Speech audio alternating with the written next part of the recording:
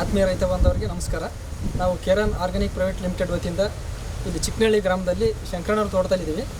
ಅವರು ನಮ್ಮ ಕೆರನ್ ತಂತ್ರಜ್ಞಾನ ಮತ್ತು ಮಾಹಿತಿ ಪಡ್ಕೊಂಡು ಈಗ ಅಡಿಕೆ ತೋಟವನ್ನು ಮಾಡಿದ್ದಾರೆ. ಅವ್ರಿಗೆ ಏನು ಅನಿಸಿದೆ ಅನ್ನೋದು ಅವ್ರ ಬಾಯಲ್ಲೇ ಒಂದೆರಡು ಮಾತಾಡ್ತಾರೆ. ನಮಸ್ಕಾರ ಸರ್. ನಮಸ್ಕಾರ. ನಿಮ್ಮದು ಹೆಸರು? ನಮ್ಮ ಹೆಸರು ಶಂಕರ್ ಅಂತ, KH ಶಂಕರ್, ಹೊಸ ಚಿಕ್ಕನಹಳ್ಳಿ, ದಾವಣಗೆರೆ ತಾಲೂಕು ಜಿಲ್ಲೆ. ಕೆರನ್ ಔಷಧಿ ಹಾಕಿದ್ದೇವೆ ಲಾಸ್ಟ್ ಟೈಮ್ ಸೆಪ್ಟೆಂಬರ್ ತಿಂಗಳು, ಆಮೇಲೆ ಲಾಸ್ಟ್ ಡಿಸೆಂಬರ್ನಾಗ ಒಂದು ಟೈಮ್ 2 ಟೈಮ್ ಹಾಕಿದ್ದೇವೆ. ನೆಕ್ಸ್ಟ್ ಹಾಕ್ಬೇಕಂದ್ರೆ ಅಷ್ಟೊತ್ತಿಗೆ ಇದೇನು ಕೊರೋನಾ ಬಂದು ಲಾಕ್ಡೌನ್ ಆಗಿ ಔಷಧಿ ನಮಗೆ ಸಿಗಲಿಲ್ಲ ಕಾರಣಕ್ಕೆ 3 ಡೋಸ್ ಕೊಡ್ಬೇಕಂತ ಹೇಳಿದ್ರು, ಆದ್ರೆ ಕೊಡಲಿಲ್ಲ. ಈಗ ಪಕ್ಕದ ನಮ್ಮ ಬಾಜು ನಮ್ಮ ಅಣ್ಣರು ಅವರು ತಿಪ್ಪಿ ಗೊಬ್ಬರನ ಹಾಕಿದ್ದಾರೆ, ಸರ್ಕಾರಿ ಗೊಬ್ಬರನ ಹಾಕಿದ್ದಾರೆ.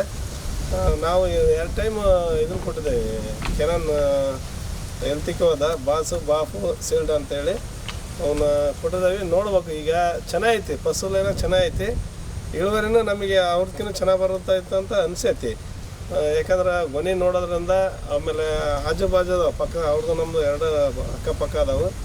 ಗೊನೆನೂ ಚೆನ್ನಾಗೈತಿ, ಯಾಕಂದ್ರೆ ಅವರು ತಿಪ್ಪಿ ಗೊಬ್ಬರ ಸರ್ಕಾರಿ ಗೊಬ್ಬರ 2 ಹಾಕಿದ್ದಾರೆ. ನಾವು ಬರೀ 2 ಡೋಸ್ ಇದನ್ನು ಕೆರನ್ ಎಲ್ತಿಗೆ ಹೋದ ಔಷಧಿ 2 ಡೋಸ್ ಕೊಟ್ಟಿದ್ದೇವೆ. ಚೆನ್ನಾಗೈತಿ, ನೋಡ್ಬೇಕು. ಈಗ ಇಳುವರಿ ನೋಡಿದ್ರೆ ನಮ್ಮದೇ ಚೆನ್ನಾಗಿ ಅನ್ನೋದು ಐತಿ. ಮುಂದೆ ಈ ಕಟಾವು ಪೂರ್ತಿ ಆದಮೇಲೆ ಗೊತ್ತಾಗುತ್ತೆ. ಮತ್ತು ಈಗ ಯೂಸ್ ಮಾಡ್ತಾವೆ, ನೆಕ್ಸ್ಟ್ ಸೆಪ್ಟೆಂಬರ್ನಿಂದ ಹಾಕ್ಬೇಕಂತ ಇದೆ, ಮುಂದೆ ಮಾಡ್ತೇವೆ. ಶಂಕರಣ್ಣವ್ರು ಇದನ್ನು ಯೂಸ್ ಮಾಡಬೇಕು ಅಂತ ನಿಮ್ಗೆ ಹೆಂಗೆ ಮನಸ್ಸು? ಯೂಸ್ ಅಂದರೆ ನಮಗೀಗ ಸರ್ಕಾರಿ ಗೊಬ್ಬರ, ಆಮೇಲೆ ಇದು ತಿಪ್ಪಿ ಗೊಬ್ಬರ ಸಿಗಲ್ಲ. 4,000 ರೂಪಾಯಿ ಒಂದು ಲೋಡ್ ಸಿಗುತ್ತೆ. ಹಾಕಕ್ಕೆ ತುಂಬಿ ಅದು ಏರಕ್ಕೆ ಹರಡಕ್ಕೆ ವಿಪರೀತ ಬರುತ್ತೆ. ಬಸವರಾಜ್ ಅಂತ ಬಂದರು, ಆಮೇಲೆ ನಾವು ನೋಡ್ಕೊಂಬಂದ್ವಿ ಅಲ್ಲಿ ಪ್ಲಾಟ್ಗಳು, ಆನ್ಗಲ್ಲು, ಆಮೇಲೆ ಆ ಕಡೆ ಪಾಳ ಉಮೇಶ್ ಅಂತೇಳಿ ಮಾಡಿದ್ರು, ಅವ್ರ ಪ್ಲಾಟ್ ನೋಡ್ಕೊಂಬಂದ್ವಿ.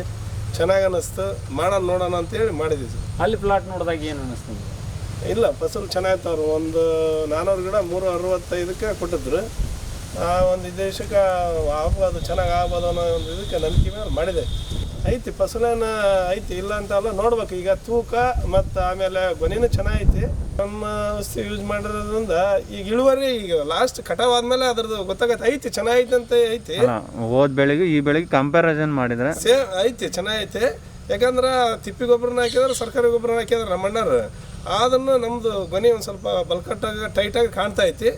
ಈ ಕೆಡಿ ಮೇಲೆ ಇಳುವರಿಯಾಗ ಗೊತ್ತಾಗ್ಬಿಡುತ್ತೆ. ಯಾಕಂದ್ರೆ ನಾವು ಸಪ್ರೇಟ್ ತೂಕ ಮಾಡಿಸ್ತೇವೆ, ಅವ್ರದ್ದು ನಮ್ಮದು ಸಪ್ರೇಟ್ ತೂಕ ಮಾಡಿಸ್ತೇವೆ. 2.25 ಎಕರೆ ಐತೆ ಅಲ್ಲಿ, 2.25 ಎಕರೆ ಅವ್ರದ್ದು ಬೇರೆ ತೂಕ ಮಾಡಿಸ್ತೇವೆ, ನಮ್ಮದು ಬೇರೆ ತೂಕ ಮಾಡಿಸ್ತೇವೆ. ಅರಳುದ್ರದ್ದು ಕಮ್ಮಿ ಐತಿ ಆಗಿದೆ. ಯಾಕಂದ್ರೆ ಈಗ ಎಕರೆಗೆ ಒಂದು 21-22 ಸಾವಿರ ರೂಪಾಯಿ 4 ಡೋಸ್ ಕೊಟ್ರು.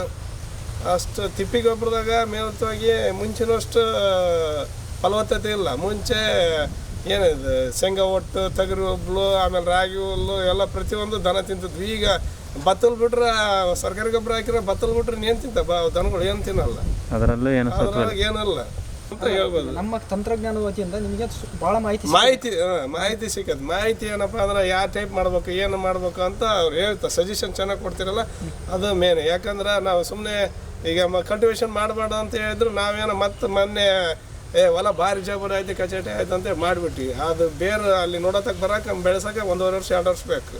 ಅದೆಲ್ಲ ಕಿತ್ತೋದು. ಮತ್ತು ಬಂದು ಮೊನ್ನೆ ನೋಡಿದೆ ಸಚಿನ್ ಸರ್, ನೋಡಿ ನೀವು ಕಲ್ಟಿವೇಶನ್ ಮಾಡಲೇಬಾರ್ದಾಯ್ತು ಅಂದ್ರೆ ಮತ್ತೆ ಹಂಗಾಗಿಬಿಟ್ಟಿದ್ದಾವೆ. ವೀಡ್ ಕಟ್ರ್ ಹೊಡ್ಕೊಂಡು ಆದಷ್ಟು ಯಾರಾಗಲಿ ಉಳುಮೆ ಮಾಡಬಾರ್ದು ಹೊಲನ.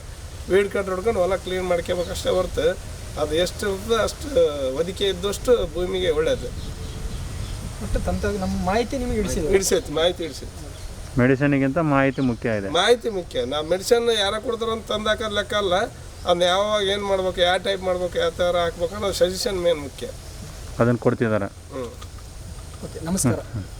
ನಮಸ್ಕಾರ.